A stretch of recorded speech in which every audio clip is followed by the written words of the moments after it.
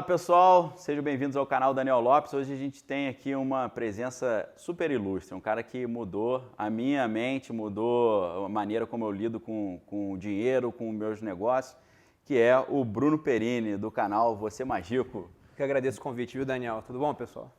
Valeu, Bruno. Fiquei super honrado aí de vocês aceitarem, né? A gente vir aqui invadir o espaço de vocês, né? Mas valeu mesmo.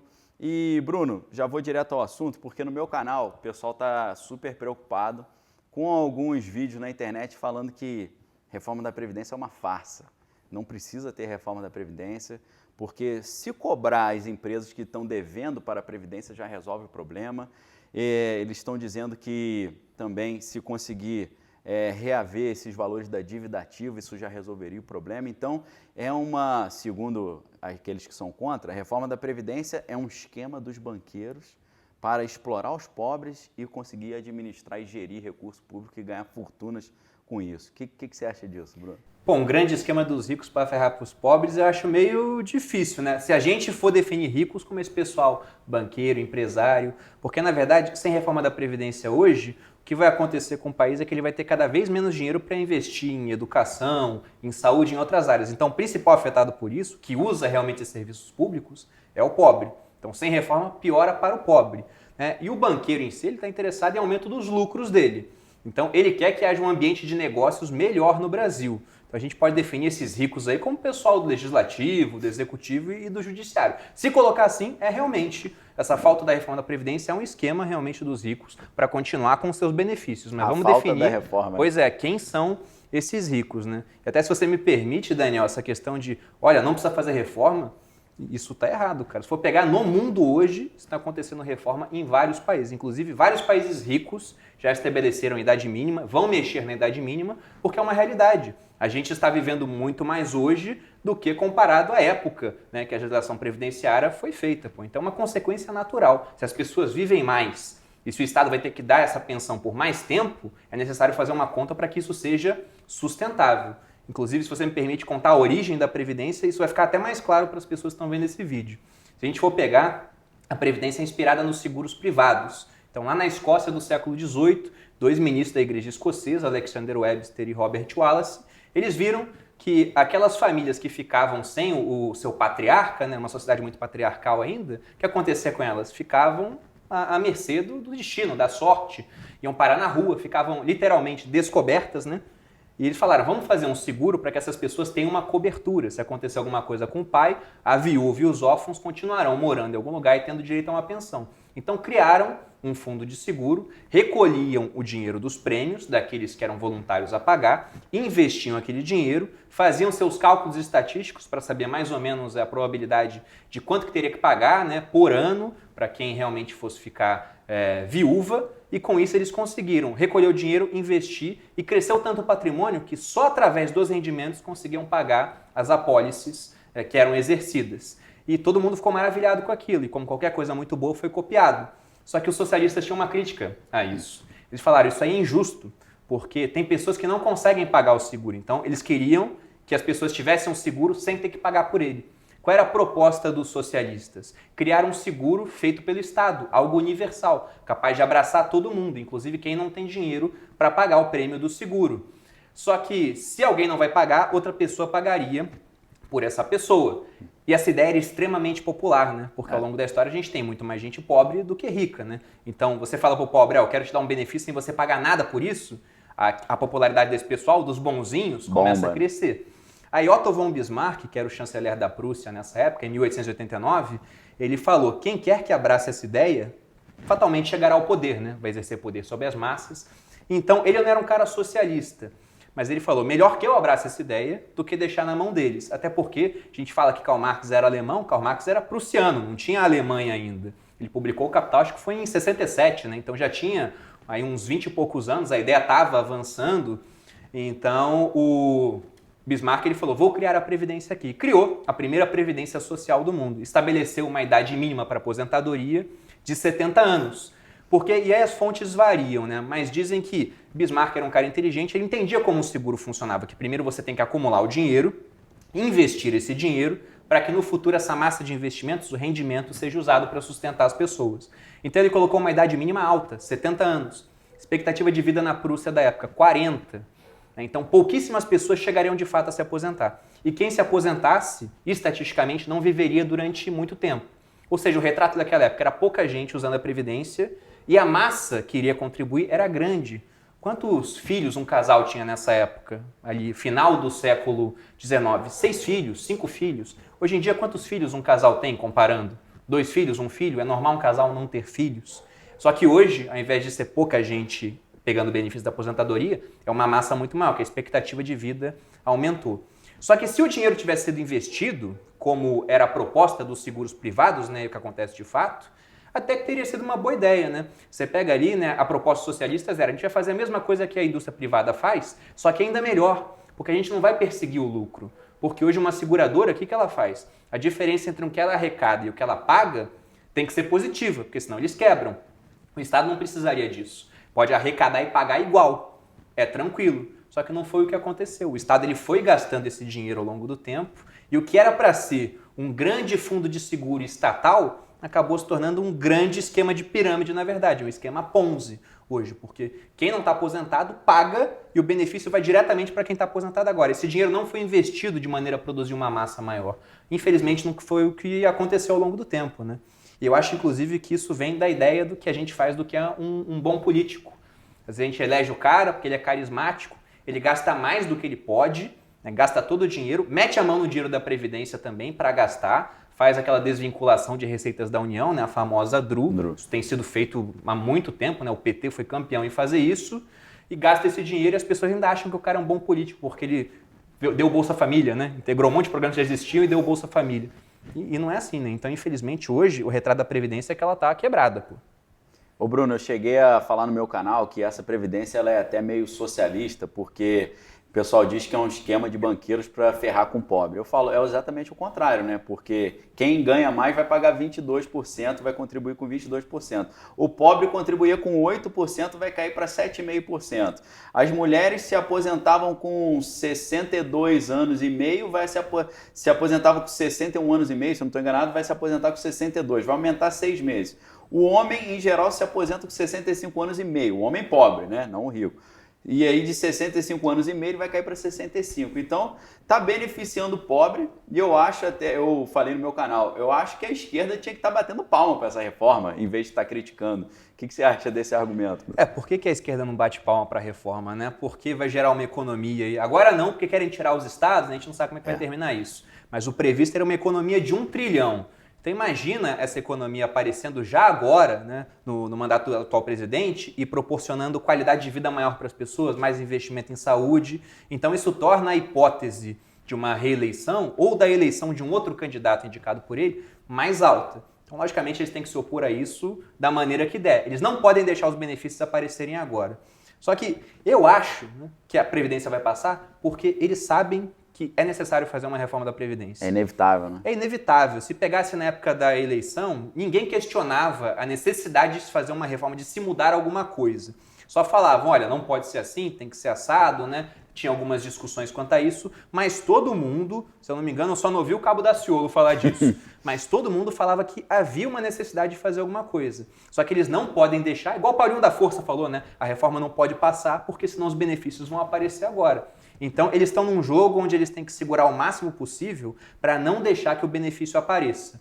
E, inclusive, poder usar isso como campanha política na próxima eleição. Fala, olha, Bolsonaro governou apenas para os ricos, porque ele mexeu na sua previdência. Nós vamos governar para o pobre. Só que para eles vai ser mais fácil, né? Vão pegar o caixa um pouco melhor do que eles deixaram. Então, para eles a reforma é ruim? É se for aprovada muito cedo. Agora, aprovar a reforma no final, se eles conseguirem usar, inclusive, isso para campanha, é bom? Para eles vai ser bom também. Entendi, Bruno. E as grandes críticas que o pessoal faz à Previdência, eles falam assim, não, se resolver a corrupção no INSS, já resolve a Previdência. Não, se cobrar as grandes empresas, os grandes devedores, já resolve o INSS. Ah, mas eles não querem fazer reforma para os militares. Se não fizer isso, não é justo. Aí, quando você vai olhar, o pacote da reforma da Previdência já é composto pela MP 871, que é para combater as fraudes no INSS, Parece que a equipe já se antecipou às críticas. Então tá bom, não tem combate à fraude? Votaram MP de combate à fraude. Ah, tem que cobrar os grandes devedores? Já cobraram os grandes devedores lá, que a Receita vai conseguir cobrar o que der para cobrar, porque muita é massa falida também, não tem nem patrimônio para restituir. Reforma dos militares, já tem uma lei específica que já está sendo aprovada também. Então parece que até os argumentos que os opositores da reforma traziam, eles já estão suprindo com esse pacote, né, que é a PEC 006, que é da Previdência, ela vem acompanhada da reforma dos militares, combate à fraude no INSS e a cobrança dos grandes devedores. Então acho que os argumentos são meio frágeis, né, Bruno? Até se você olhar, como você mostrou no teu Instagram e no teu YouTube, se você olha lá no site Tesouro Transparente, você vê que a Previdência ela chupa quase todos os recursos que são trazidos pelos impostos, né? Não, só pelo Aquela site, ideia da família, né? Pois é, família só que... pelo site ali fica bem claro ver, né? É um dado que fica claro logo no início. Eles mostram ali 3 slides quando você coloca. O primeiro mostra a questão do nosso atual déficit. Então, o que é isso, né? Se pegar hoje o que o Brasil ganha e o que ele gasta mais do que ganha. E isso sem contar juros da dívida pública. Então, você já deu um exemplo da família, a gente estava discutindo isso antes. Hoje o Brasil seria uma família que ganha 10 mil, só que gasta 11 mil por mês. E fora isso sem contar a dívida atual, né? Porque o Brasil não está nem conseguindo pagar o mínimo da fatura do cartão de crédito, que é para a dívida se manter igual. Ele não consegue fazer isso. Se joga juros da dívida, nossa, aí a gente gasta realmente muito mais do que ganha. É um cenário catastrófico. Pois é, aí pega a nossa dívida, lá já tá um pouco desatualizada, a dívida está batendo quase 4 trilhões agora. Inclusive, se pegar o crédito suplementar, já passa. Aí já passaria de 4 trilhões. Então, uma dívida alta. Aí as pessoas querem culpar quem emprestou dinheiro. Fala assim, não, a culpa é dos bancos. Aqueles malvadões capitalistas que emprestaram dinheiro para o Brasil quando ele pediu emprestado. Gente, a culpa é dos políticos que geriram mal o país. Inclusive fala, não, até a esquerda hoje já não defende mais calote, que é uma medida muito extrema. A não ser aquela esquerda mais radical, né? Vera Lúcia, PSTU, pessoal do PCdoB. Mas no geral eles sabem que é uma coisa muito radical. Até porque não é uma dívida externa, não é um credor estrangeiro. Uma parte dos credores são nacionais. Qualquer um que está vendo a gente agora e investe no Tesouro Direto é credor da dívida pública. Então, no eventual calote, ficaria a ver navios. Apesar de que quando dá um calote, não precisa ser esse calote assim, pode ser um calote via inflação, né? Começa a imprimir dinheiro, tudo. Então há alternativas, mas nenhuma alternativa no final é boa. Ela é boa. Ela é terrível para a economia. Mas tem lá essa questão da dívida pública crescente, né? Tem uma hora que fica quase vertical o crescimento da dívida, então uma trajetória insustentável durante bastante tempo. E o último é o mais interessante, porque ele mostra o orçamento da União. E você vê umas linhas bem baixinhas, todas as linhas constantes, exceto a Previdência, que ela vai aumentando. Mas você vê investimento, custeio de saúde, educação, tudo lá embaixo. Tudo lá embaixo. Aí você vê bem acima, ainda constante, mas muito alta, o custo com o pessoal. Folha de pagamento. Folha de pagamento do funcionário público. E você vê uma crescente que é apenas do regime geral de Previdência. Então ali não está nem contando outros regimes que também são deficitários. Mas ali fica claro, que é uma trajetória insustentável. Algo tem que ser feito para resolver aquilo. E os países que fizeram isso antes estão colhendo os benefícios hoje.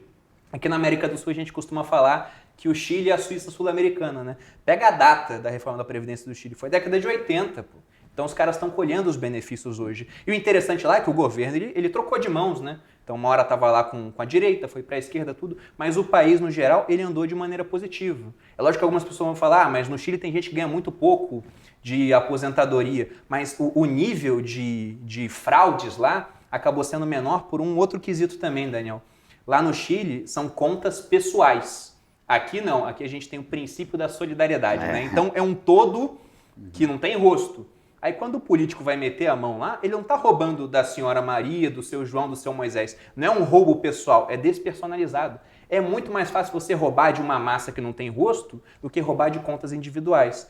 E hoje é o que acontece, Porque a desvinculação de receitas da União é isso. Eles pegam um recurso que era feito para uma finalidade específica, tiram e gasto em outra área. E o Brasil hoje não funciona mais sem isso, porque se tirar isso, vai começar a faltar recurso para pagar funcionário público, igual aconteceu nos estados, né? Sim. Aconteceu isso nos estados. Com certeza. E aí o problema é que a medida para resolver essa questão é impopular, né? Muito. E aí esse cenário é um cenário muito perigoso, porque é o que está acontecendo com o Macri na Argentina, né? Que ele veio com medidas necessárias e urgentes, mas que são impopulares. E aí a esquerda fala, não, isso aí é para favorecer os ricos, a gente quer favorecer os pobres. E é uma coisa tão cretina que eles sabem que fazendo isso vão destruir o país, né? Eu costumo dizer, Bruno, vê o que você acha disso. O pessoal que é contra a Previdência, no Brasil, por exemplo, eles querem, para jogar o governo Bolsonaro no lixo, eles querem jogar o Brasil no lixo junto. Tá correto isso? O que você acha? Eu acho sim, e gostei muito do exemplo da Argentina, porque essa narrativa de ele governou só para os ricos está acontecendo lá agora, né? Exato. Se a gente for pegar primeiro lugar nas pesquisas, é a Cristina Kirchner. Bolsonaro tem que ficar atento, né, com isso. Pois é, então lá é um país que está se encaminhando, na verdade já está, né, na esteira assim, de ir para o precipício e está cada vez mais perto. O Macri fez a reforma da Previdência na Argentina, medida extremamente impopular, só que conseguiu passar, mesmo tendo minorias né, ali na parte do Congresso, passou, porque era uma reforma necessária. Só que aí a oposição assumiu esse discurso, governou só para os ricos e está dando certo. Está dando certo. Então aqui no Brasil, o plano seria claramente, na minha opinião, o mesmo.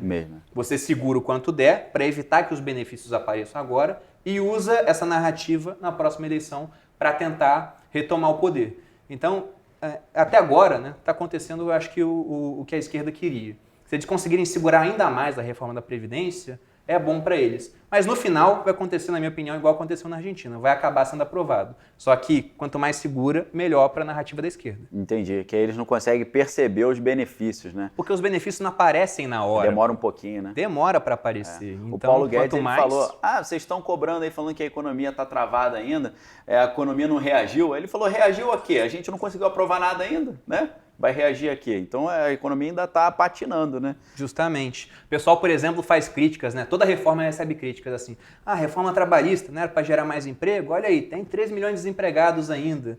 Pô, mas também não aparece na hora, né? Tem muita gente segurando investimento para entrar aqui no Brasil, porque o Brasil, durante muito tempo, não foi um país sério. Então eles estão esperando o mínimo de seriedade para realmente desembarcar investimento aqui no país. Além do que, para contratar, né? Como é que uma empresa vai contratar se ela não sabe se vai estar funcionando daqui a 6 meses? Contratação é um negócio caro aqui no país. As pessoas falam, os direitos trabalhistas são ótimos. Eles são ótimos para o cara que está empregado. Agora, eles evitam muitas vezes que alguém seja contratado, porque o dinheiro é um jogo de soma zero. Pô. Se bota um monte de coisa para a empresa pagar na hora de contratar, ela vai contratar só na última hipótese. Você pega a economia americana, lá eles estão em pleno emprego, né? Por quê? O salário mínimo deles é por hora. Então eles podem contratar o cara por algumas horas para fazer alguma coisa. Aqui não, aqui a gente tem um salário mínimo mensal. Então se você fala, seria bom contratar um cara, mas a minha empresa não consegue arcar os custos disso, você segura a contratação o quanto puder. Ou você terceiriza, né? Você contrata uma outra empresa para fazer aquilo para você. Então hoje, por exemplo, eu gosto de falar isso. Na estatística do governo, eu estou desempregado. Na verdade, eu seria um nem-nem, né? Porque eu nem estudo e nem trabalho. Mas é muito diferente, pô, da realidade. Porque eu tenho a minha empresa com a minha esposa. Na verdade, está no nome da minha esposa, né? E eu só estou prestando serviço. Tá? Ela é a empresária e você é o desempregado. Eu sou o desempregado. Agora eu entendi. Entendeu? Tá no nome dela, né? Pois é. Então, é lógico que vai demorar para aparecer os benefícios. Benefício de política econômica não aparece assim que é aprovado, não, pô. Isso aí demora 18 meses para aparecer. Eu acho, Bruno, que o exemplo da gestão de uma família, acho que é muito interessante nesse caso. Por quê? Se você está nesse caso que a gente colocou aqui hipotético, uma família ganha 10 mil, gasta 11. Se você tirar o inglês da criança, tirar a criança da natação, tirar aquele restaurante do final de semana, o shopping, vai demorar um pouquinho a aparecer esses benefícios, né? Até você equalizar e depois fechar o mês com o dinheiro sobrando, demora um pouco. É nessa fase que a gente está agora, né? Tentando cortar os gastos. Só que aí vai cortar a esquerda. Não, mas não pode fazer isso. E é muito complicado porque o orçamento da União ele é todo engessado, né? Por exemplo, o custo com o pessoal, não dá para cortar o funcionário público, pô. Isso não dá para acontecer. Reduzir o salário do Pois cara. E há mínimos amparados em Constituição para investimento em certas áreas. Então, o que é discricionário já foi cortado há muito tempo. Por isso que a gente vê... O que dá para cortar já cortaram. Investimento zero, né? Por isso que cai viaduto, cai túnel, cai não sei o quê, porque os estados não têm dinheiro para investir e a nação como um todo não tem dinheiro para investir. Aí você pega, a gente até está falando de corte, mas teoricamente é um contingenciamento. Inclusive, exato. foi feito na Dilma, foi feito em outros governos e não gerou toda essa revolta. Aí você pega esse contingenciamento feito e mesmo assim, olha a capacidade que a oposição tem de monopolizar a mídia, né? Muito por conta do viés ideológico que a mídia tem hoje em dia. Então, e o mais engraçado é que as revoltas são contra corte na educação, mas são contra a reforma da Previdência, pô. Só que sem reforma da Previdência, daqui a pouco não tem dinheiro para educação. É só pegar lá, tudo constante e o gasto com Previdência só subindo. Então, se nada for feito, a gente caminha realmente para uma trajetória muito, mas muito ruim. Catastrófica, né? Exatamente. A conta vai vir, pô. A conta vai vir. E o triste é que esse discurso falso de que não, tá prejudicando o pobre, vamos apoiar o pobre, que é uma mentira, porque como você falou, se a reforma da Previdência não for aprovada, daqui a pouco não tem dinheiro para o Bolsa Família, não tem dinheiro para pagar os aposentados, quem tem benefício rural. E se daqui a pouco é daqui a pouco agora, né? Daqui a pouco segundo semestre, né? Daqui a 2 dias já a gente está nisso, né? E, infelizmente, foi necessário o crédito suplementar, né? Que deu um oxigênio, vai aumentar a dívida pública aí 250 bilhões, mais ou menos, né? 249. Mas isso em 4 trilhões é... É merreca, né? E se você, você consegue gerir o país, aprovar a Previdência, eles já estão fazendo a estimativa, né? Que se aprovar a Previdência com 1 trilhão de economia, o Brasil vai conseguir, em 3 anos, pagar as dívidas. No 4º ano, o Bolsonaro teria 250 bilhões, mais ou menos, para investir.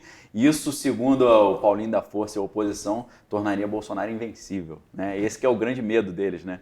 Então, eles estão com medo do Brasil prosperar. É um negócio justamente isso. Maquiavélico, né? Se alimentam da pobreza, pô. Eles querem realmente que a gente fique numa situação ruim.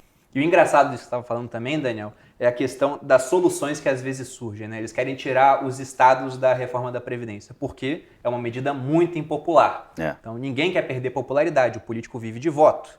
Exato. Né?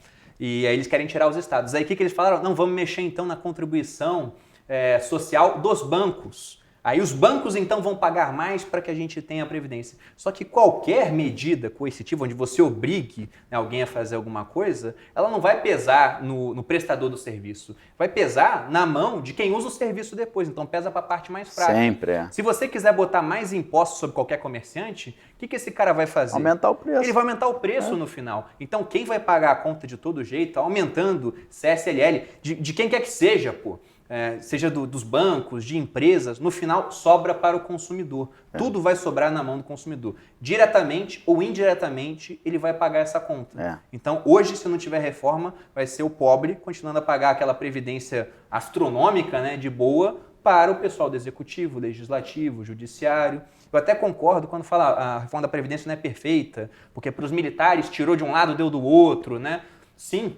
Concordo com isso. Agora, falar que não dá para fazer, que não precisa fazer a reforma da Previdência... É cretinice, né? É forçar muito a realidade, pô. Mas o Orwell já falava disso, né? Incrível a capacidade dele de prever as coisas. E era socialista, mas ele viu que entre a ideologia e a realidade havia um mundo de diferença. Ele falava que em qualquer disputa ideológica, a primeira vítima é sempre a clareza da linguagem. Então o pessoal fica pegando as estatísticas de não sei aonde, pegando números para forçar uma realidade que na bucha... Não tem muito como falar assim, olha, não dá para fazer reforma. Na verdade, não tem, né? Tem que fazer. Falar isso, eu acho que eu perco até o respeito pela pessoa, né? Eu falo, essa pessoa não é honesta, né?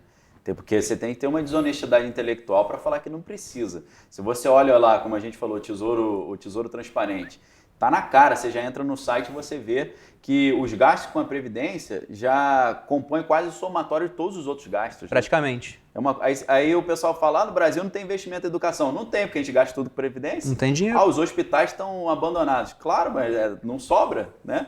Então, aí um negócio interessante, Bruno, você citou os Estados Unidos um momento ali, e o Bolsonaro tem falado, a gente vai parar de ter como modelo países falidos. A gente vai começar agora a se inspirar nos países que são prósperos e estão indo bem.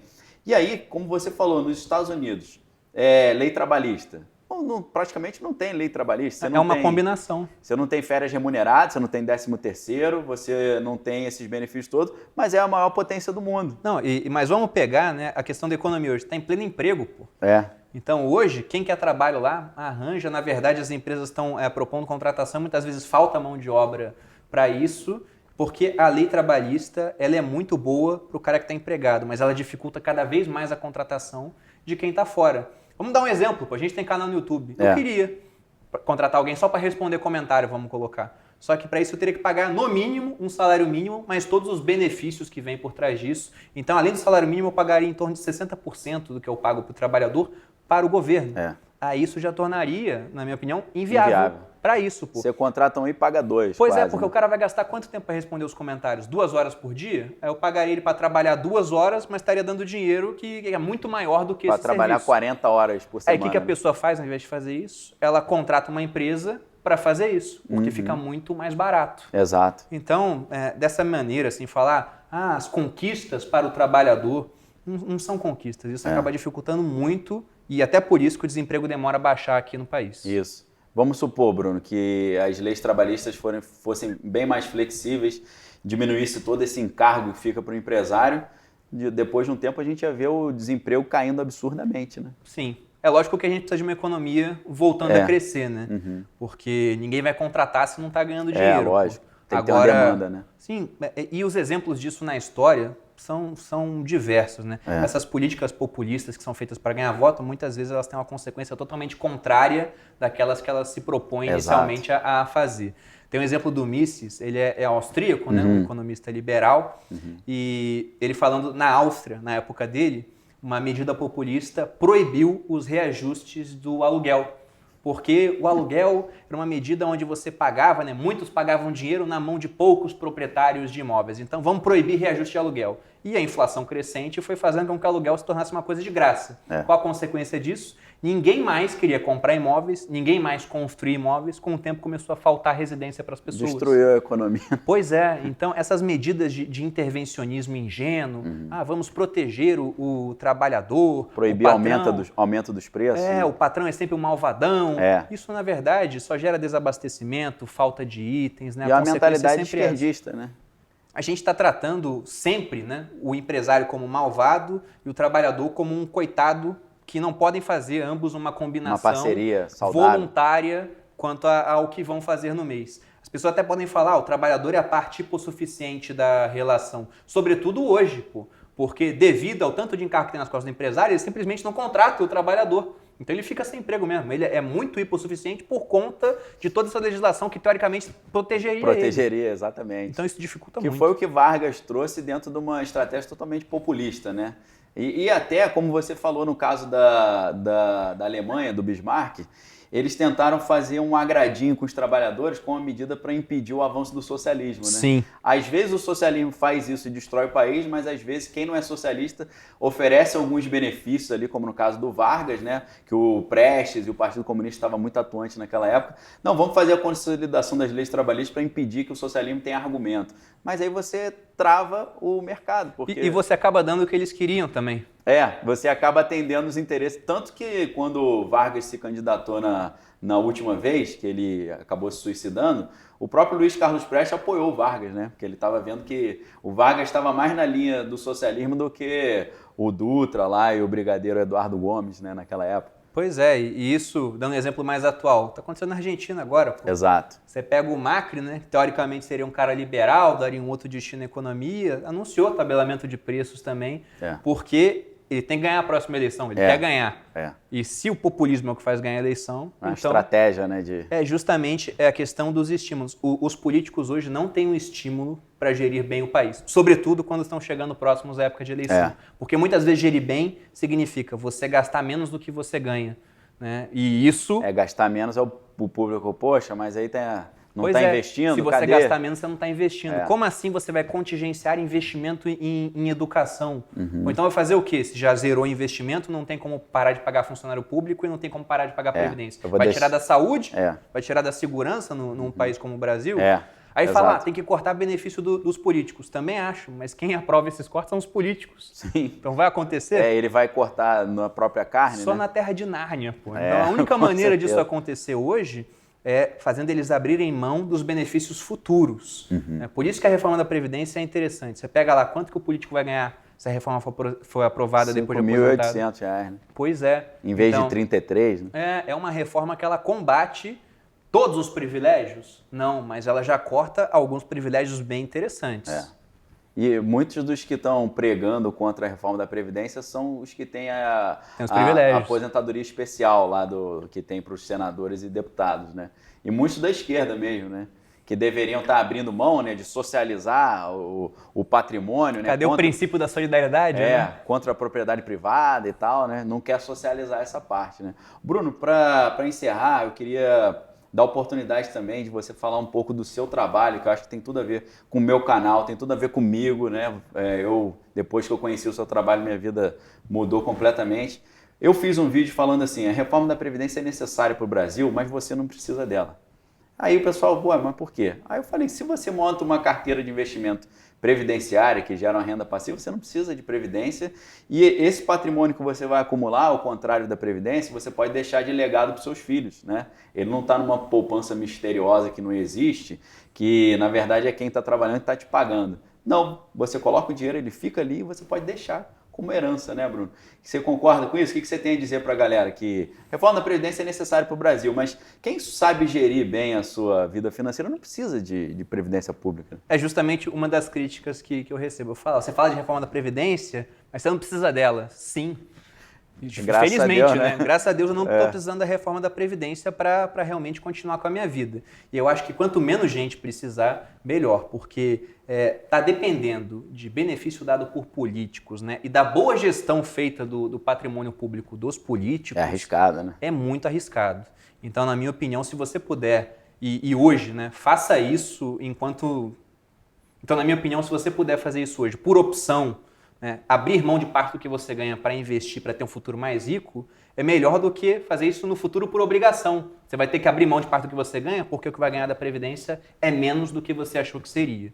Então, a Previdência, a trajetória das Previdências, na realidade, no mundo inteiro, ela não é interessante. A gente está vivendo cada vez mais e está cada vez mais difícil dessa massa muito grande de recursos para aqueles países que fizeram uma boa gestão, investir aquilo de maneira adequada. Então faça a sua, se planeje, gaste menos do que você ganha, comece a investir o seu dinheiro. Lógico que é uma trajetória de aprendizado, a gente não nasce sabendo investir o dinheiro, mas você vai fazendo isso aos poucos, vai aprendendo e vai conseguindo.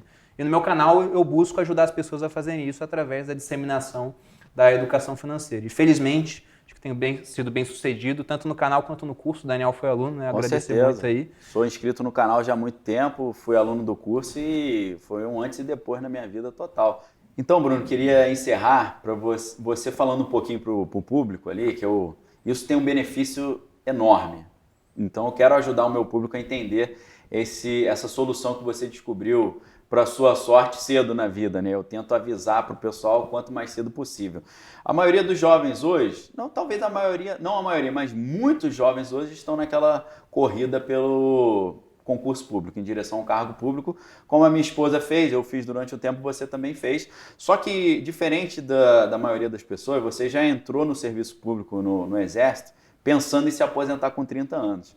E conseguiu até um pouco, não se aposentar, né, mas ficar independente do serviço público antes dos 30, conseguiu até um pouco antes, né, Bruno? Explica um pouco para o pessoal que existe um caminho, talvez muito mais interessante do que essa vida do concurso público, porque você empreendendo, você sabendo gerir suas finanças, você pode não depender de trabalhar antes dos 30 anos que aconteceu com você, né, Bruno? Sim, comigo foi o seguinte, né? Com 17 eu comecei a investir, foi o ano que eu passei no concurso do Exército.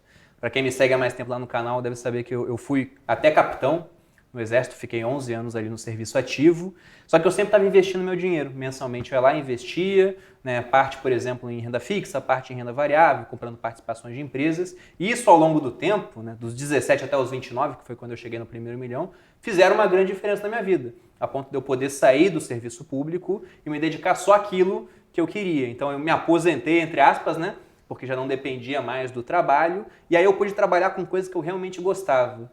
E quando você faz isso, e principalmente quando você pode se dedicar sem depender do dinheiro, talvez, né, costuma acontecer, você pode chegar a ter sucesso naquilo que você faz. Então hoje, felizmente, eu consigo viver da renda que eu consegui empreendendo, sendo que eu nem preciso tocar nos investimentos, mas é um seguro que acabou funcionando para mim, está lá parado. Se algo der errado hoje na minha vida, eu consigo pegar o dinheiro dos investimentos. Então acho que para quem está vendo a gente agora, o cara que é jovem, está decidindo carreira ainda, independente da carreira que vai seguir, pegue, gaste menos do que você ganha e comece a investir, porque o tempo é um grande aliado, né? Quando eu falo para as pessoas, você ficou rico em quanto tempo? Eu falei, olha, desde que eu comecei a investir demorou 12 anos. Se pegar desde que eu comecei a investir mais, né, que foi quando eu me formei, comecei a ser oficial do Exército, foi com 22, então foram 7 anos. Elas falaram, pô, mas 7 anos é muito tempo. Eu acho que é pouquíssimo tempo. Acho que é muito pouco tempo. E a questão é que 7 anos vão passar do mesmo jeito, você investindo ou não. Então, invista e comece a usar os juros compostos a seu favor. A gente estava conversando disso, né? Exato. As pessoas, quando ouvem juros compostos hoje, chegam a tremer porque usam contra. É o banco cobrando das pessoas, é o cartão de crédito cobrando delas. Pô. Por que você não investe e começa a colher os benefícios dos juros compostos para a sua vida? E aí, no futuro, tendo mais dinheiro e tendo mais poder de escolha, você pode se dedicar às outras coisas, pode começar a empreender, quem sabe até empregar outras pessoas e ajudar o Brasil a sair desse buraco onde a gente se meteu, né? Com certeza. Bruno, obrigado. Eu que agradeço. Divulgar o canal, que é Você Mais Rico. Se o cara botar Bruno Perino no Google, também ele cai, né? Então, ou você coloca Bruno Perino ou já vai direto Você Mais Rico. Tem o curso que é o Viver de Renda, que já encerrou uma turma, a gente não tem ainda previsão para a próxima turma, mas eu indico assim totalmente, fique atento, porque quando abrir turma, vale muito a pena. É um curso que eu até falei pro Bruno, tá barato. Pelo quanto de informação que a gente recebe e o quanto de atenção que você dá pro aluno, fica um negócio assim irrisório dentro dos benefícios que a gente tem. E você tem na página de venda do curso diversos testemunhos de pessoas ali. E eu sou um testemunho, né? Minha esposa recentemente abriu mão do emprego público dela, tá com uma licença lá não remunerada, porque eu aplicando os ensinamentos do Bruno, eu consegui dar uma guinada total na minha vida financeira. Então, fica aqui o meu testemunho pessoal, tá? É uma questão que eu falo, Bruno, de você ver a sua vida que estava sendo jogada no lixo, de ter que ficar 8 horas por dia preso dentro de um trabalho e não poder estar com a família nem fazer o que quer, é você reverter esse cenário apocalíptico, dar uma de ave fênix, renascer das cinzas e falar, não, minha vida pode ser muito mais legal do que eu imaginava. Então, Bruno, obrigado pelo seu trabalho, obrigado por você ter aceito essa entrevista aqui e continua firme aí que está ajudando muita gente, eu tenho certeza. Eu que agradeço, Daniel, valeu mesmo. Pessoal, e um grande abraço para todos, espero ter ajudado. Valeu, Bruno. Obrigado, hein? Bruno, a gente falou no vídeo que apareceu aberto no canal, mas aqui para os membros eu queria falar mais especificamente um detalhe contigo, que é o seguinte. O que eu percebi aqui em São Paulo é que, ao contrário no Rio, sem querer desmerecer o pessoal do Rio, né? Mas no Rio a praia, né? Tem um clima mais assim o lazer acaba às vezes te atrapalhando.